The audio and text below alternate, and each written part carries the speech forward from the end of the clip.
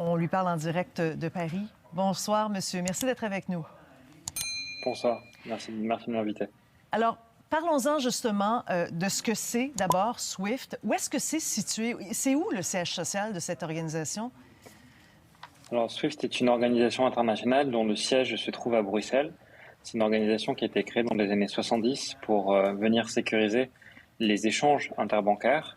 C'est un système de communication qui permet à des banques quotidiennement, vous le disiez, à hauteur de plusieurs dizaines de millions d'opérations par jour, d'échanger de manière sécurisée sur des flux financiers internationaux et nationaux. Est-ce que la Russie en a besoin? Est-ce que c'est crucial pour ce pays? C'est nécessaire pour la Russie parce que la Russie est un partenaire commercial important de l'Union européenne, du Canada, des États-Unis, de beaucoup de pays occidentaux et au-delà. Et dès que la Russie souhaite échanger avec d'autres banques partout dans le monde, elle se sert également du réseau SWIFT pour effectuer des opérations un petit peu partout dans le monde. Bon, si on exclut effectivement, on bannit la Russie de ce système, quel genre de désorganisation ça peut causer pour ce pays? Des organisations assez massives parce que c'est un système qui est donc en place depuis près de 50 ans. Et donc c'est un système qui est vraiment le système privilégié par les banques pour des communications sur des opérations simples, mais aussi sur des opérations complexes.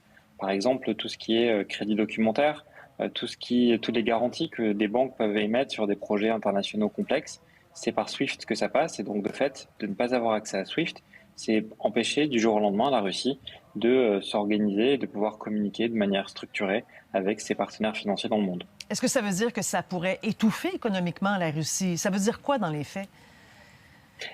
Dans les faits, est-ce que SWIFT seul peut étouffer la Russie? Je ne pense pas. Je pense que c'est le cumul de plusieurs choses. Je pense que les sanctions qui sont par ailleurs prises par les pays occidentaux, le Canada, je vois que votre premier a également adopté des sanctions, une troisième vague de sanctions cette fin d'après-midi.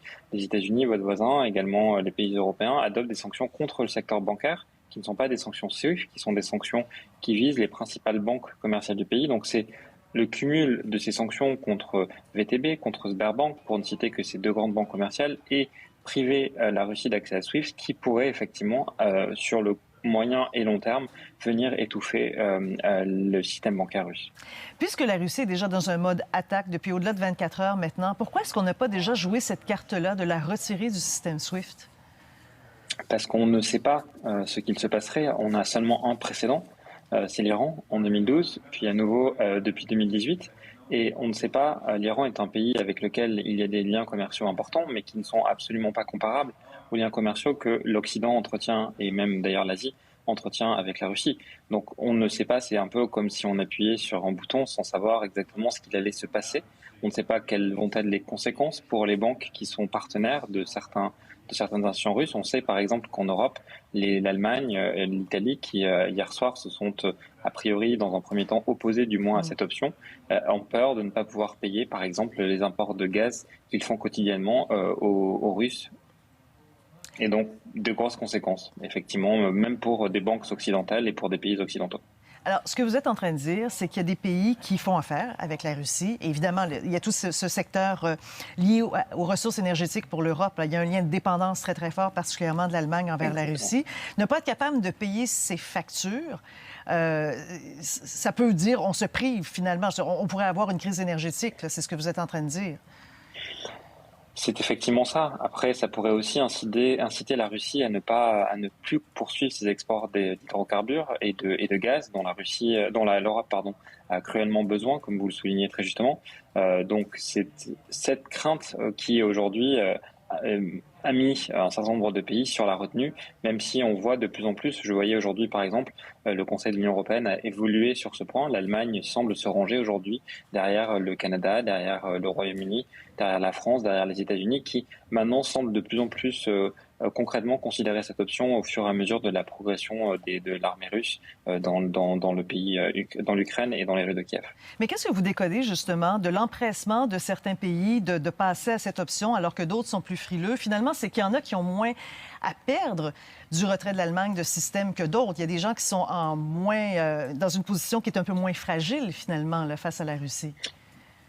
Oui, tout dépend finalement de la balance commerciale que l'on a avec la Russie. Oui. Il y a des pays qui sont plus ou moins exposés à la Russie. Je pense que par exemple de l'autre côté de l'Atlantique, le Canada, les États-Unis sont certes exposés à la Russie, mais si demain ils devaient se priver de certains imports en provenance de Russie, ça aurait moins de conséquences directes sur le consommateur, sur les populations dans des pays comme l'Allemagne, l'Italie, la Finlande. Il faut que vous imaginiez que, par exemple, pour un exemple très très criant, l'Autriche, plus de 90% de son gaz aujourd'hui est en provenance de Russie. Donc, de fait, si demain, par Mm. exemple, ces imports venaient à être stoppés, on risquerait une crise énergétique et surtout une pénurie massive de gaz qui viendrait affecter le consommateur autrichien.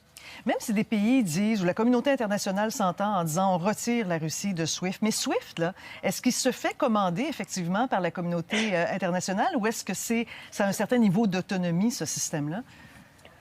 Alors, c'est un système qui a une autonomie. Vous le dites très justement, Swift choisit ses clients et Swift fournit des services à des établissements bancaires. Donc, c'est vrai que ça peut paraître un peu paradoxal que des États imposent à Swift, qui a une autonomie, ce type de choses. Mais pour autant, on a quand même un précédent, et je pense qu'il faut le souligner. En 2018, quand Donald Trump et les États-Unis ont décidé de sortir de l'accord de Vienne et ont réimposé des sanctions secondaires à l'encontre de l'Iran, les États européens n'étaient pas tout à fait alignés avec cette position, bien au contraire. Et donc, il y a eu un grand débat entre les États-Unis et l'Union européenne sur ce point. Et il a été décidé par les Américains d'imposer des sanctions à portée extraterritoriale qui justement visaient la fourniture de messages financiers. Et donc qui visait Swift. Et Swift s'est retrouvé dans une position où il a eu à choisir entre prendre le risque d'être sanctionné par les États-Unis parce qu'il continuait de fournir des services de messagerie à l'Iran ou continuer ses services de messagerie. Donc dans ce cas-là, l'option était relativement simple. On se Oui. range à la Lex Americana. Alors, on comprend là-dedans qu'il y a un degré d'autonomie, mais le monde des affaires est parfois aveugle, protège ses propres intérêts. C'est un peu ça que vous dites, là.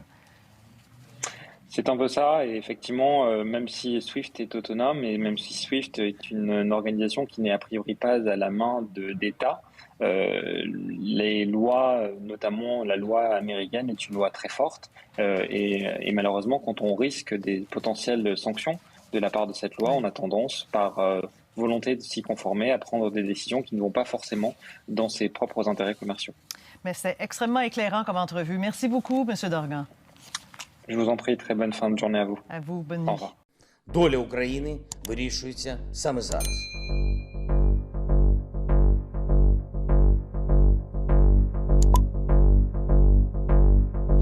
Маю сказати абсолютно відверто, ця ніч буде більш тяжкою, ніж день. Під ударом багато міст нашої держави. Особлива увага Києву. Не можна втратити столицю.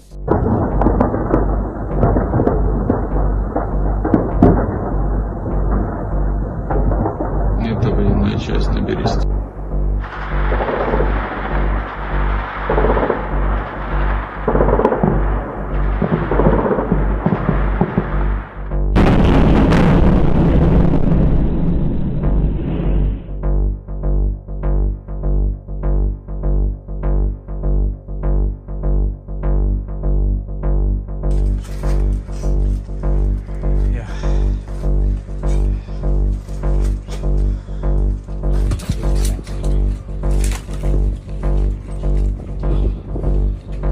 Over here.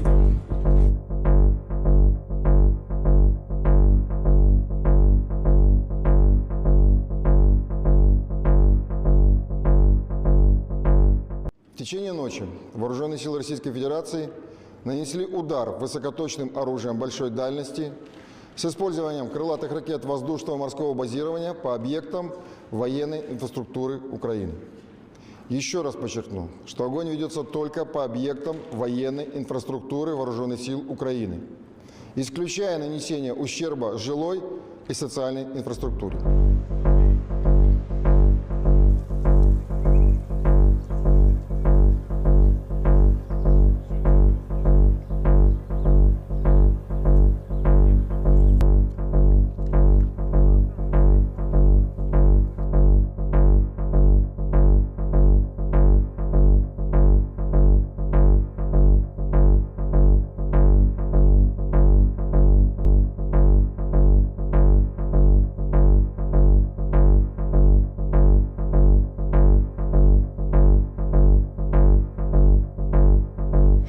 Як виглядають диверсійні групи, озброєні в цивільній формі, говорять російською.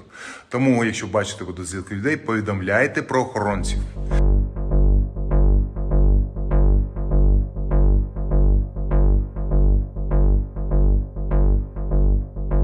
Зараз в мережі дуже багато з'явилось фейкової інформації, що, немов я закликаю складати зброю нашу армію і йде евакуація. Значить так, я тут, ніяку зброю ми не складемо, будемо захищати нашу державу, тому що наша зброя – це наша правда. Наша правда в тому, що це наша земля, наша країна, наші діти, і ми все це будемо захищати. Ось і все. Ось це і є те, що я хотів вам сказати. Слава Україні!